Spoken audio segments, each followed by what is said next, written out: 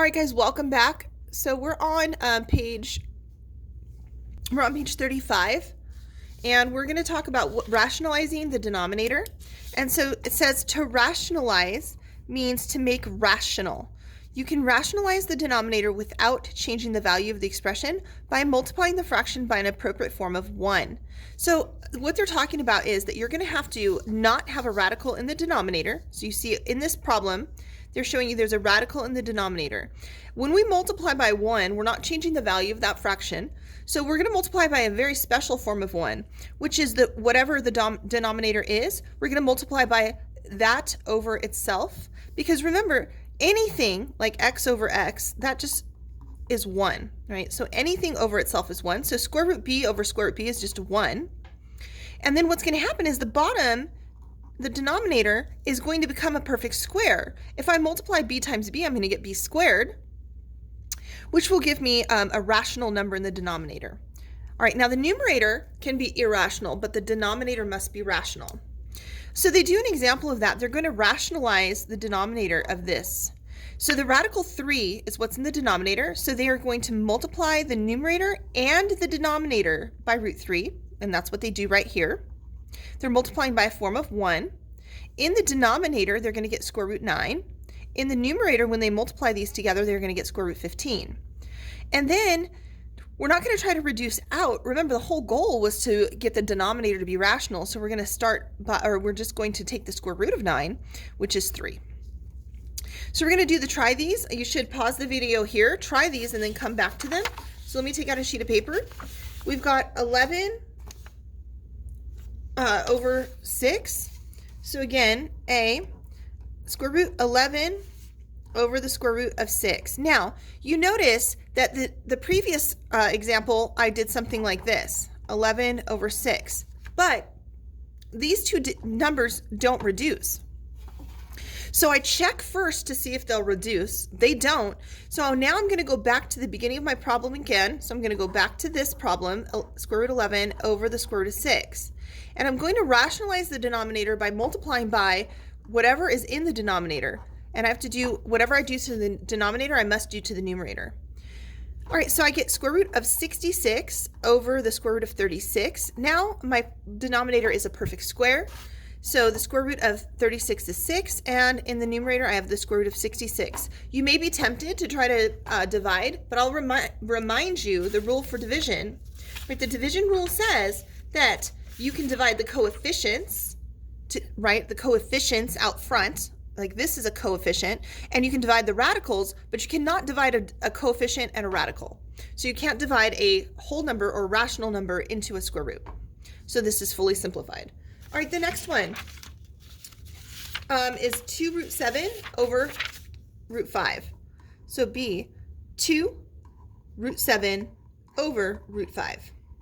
Now, I first check to see, does 7 over 5 reduce? It does not. Since it does not reduce, I'll go back to my original problem. And I will rationalize the denominator. So 2 root 7 over the square root of 5. I'm going to multiply both the top and bottom by the square root of 5. And again, you have to do whatever you do to the denominator, you must do to the numerator. This gives me 2 square root 35 over square root 25. The square root of 25 is now a perfect square. This is 2 square root 35 over 5. And I'll remind you, you cannot divide into a radical. So you just leave it. You could divide if they simplified here, you could, but they do not. So you're just going to leave it 2 root 35 over 5. Or you could write this as 2 over 5 and then square root 35. Those are equivalent. Okay, let's try these C. This is the last one. 3 square root 5 over the square root of 8. Now, something that I didn't do previously, I didn't check to see if my denominators, right, were going to reduce the radical. It doesn't really matter. You can reduce this square root before or after. You can do it in the beginning, you can do it at the end, either one. I prefer to reduce this first. I see that 5 and 8 don't go into one another, so I'm not going to bother with this step, right? They're not going to reduce. But I am going to go ahead and rewrite 8 as 4 and 2. It'll just make my multiplication smaller, and that makes my life a little easier. All right, the square root of 4 is 2, so this is going to be 3 root 5 over 2 root 2. If these reduced at this point, you could, but they do not. All right, next, I'm going to go ahead and rationalize. So I'm going to multiply both the top and bottom by a special form of 1, and that becomes 3 square root 10 over 2 square root 4. And the square root of 4 is 2, so this is going to be 3 square root 10 over 2 times 2, and 2 times 2 is 4, so this will be 3 square root 10 over 4. Again, if these reduced, you could. You cannot reduce here. All right, that was the try these. Let's see what's coming up on the next page. Oh, they have a summary for us. I'm going to be giving you a graphic organizer that is similar to this. But if you want to use this, you can use it as well. This is page 36. So you do a nice little summary for us of these properties of exponents. And it says to simplify the expressions using the properties of exponents, state which exponent properties you used. All right, so right now we have a power to a power. So since we have a root 3 and my exponent out here is a 2, something I could do, you could start this problem by first rewriting this root 3 as an exponent. And we should know that when we rewrite this, this is the same thing as 8x to the third y to the sixth to the 1/3 power. So recall that a square root, we're using this property, it's actually not listed here. We're using this property that the nth root of a to the m is equal to a to the m over n. So that's the principle or the property I just used. And then remember though, this is all being raised to the -2 power. All right, so then what I can do is I can multiply, use the product rule, right? So the power of a product rule, I can use this rule right here, the power of a power rule, excuse me, to multiply these two, and I would get 8x to the third y to the sixth to the -2/3. If I multiply the top, the numerators to the numerator and the denominators to the denominator, I'll get -2/3. And then I can apply this rule right here, the power of a product property, where I'm going to multiply each of these exponents by this root or this index. So I'm running out of room here. I'm going to do that off to the side. So if I multiply 8 to the first, if I multiply the 1 to the 2/3, I have 8 to the -2/3. And I have x to the, if I multiply 3 to -2/3, my 3's will reduce out, but I'll do that in the next step. And then y to the 6th times -2/3. So 8 to the -2/3 is going to remain for the moment. Here my 3's will reduce and I get x to the -2. And here I get my 3 reduces with this 6, and I'll have y to the -6. Now all of these have a negative exponent, which means they're all going to drop into the denominator. So in the numerator I'll have a 1. In the denominator I'll have an 8 to the 2/3, an x to the second, and a y to the 6th. So everything except for that 8 to the 2/3 is simplified. So let's go ahead and look at what that would be. Oh, they do give you the tip down here. It is right here, this rule. Okay, anyway, so 8 to the 2/3, I'm going to rewrite just 8 to the 2/3 as the cubed root of 8 to the 2nd power. I know 8 is a perfect cube, and so the cube root of 8 is 2. Right, so the cube root of 8 is 2, and 2 squared is 4.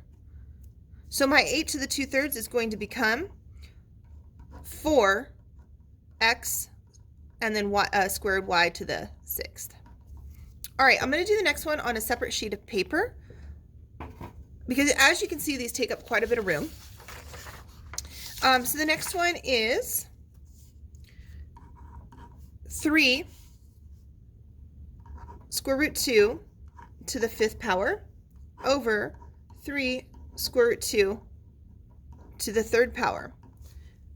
All right, So on this one, I could, since these are the same exact bases, right, I can go ahead and use the subtraction rule, right? That's the quotient rule right here, and that's what I'm going to do.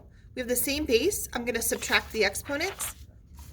And so this would be 3 root 2 to the 5 minus 3, which is 3 root 2 squared. And then I'll square each item inside, right, which is this rule right here, the power of a product property. So that would be 3 squared and square root 2 squared.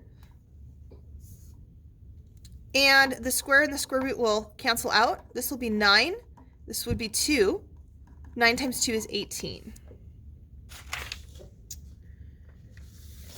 All right. It says to simplify each expression by rewriting it using fractional exponents and using exponent properties, state which property or properties you used. So the first one is I'm going to rewrite it 64 x to the 9th, and then we're going to rewrite this as to the 1/3 power. So I'll remind you of that rule right here. Okay, so then next I will go ahead and multiply each of the exponents, and that would be the power of a product property. So that'd be 64 to the 1/3 and x to the 9/3, which is 64 to the 1/3. So I'm looking for the cubed root of 64, which is 4, right? Because 4 times 4 times 4 is 4 times 4 is 16 times 4 is 64. And then this would be x to the 3rd power. 9/3 is 3. All right, the next one, they have the same index, so I can go ahead and write them under one radical. This is the cube root of x times x to the 2nd, which is the cube root of x to the 3rd. And then recall that cube roots and cubes are inverses of each other. This one, I didn't really need to write it as a fractional exponent because it just reduces right away. But if I had done that, I would have x to the 1/3 times x to the 2/3 power, right? This is 2/3, this is 1/3, which would be x to the 1/3 plus 2/3. This would be x to the 3/3, which is x to the 1st power. So you could do either method. They wanted us to use fractional exponents, so there we go. I tried it both ways. The next page, so we're moving on to page 37. So page 37 has a check your understanding. I'm going to go ahead and pause the notes here. You should pick up on the next section, try the check your understanding and see if you're getting them correct.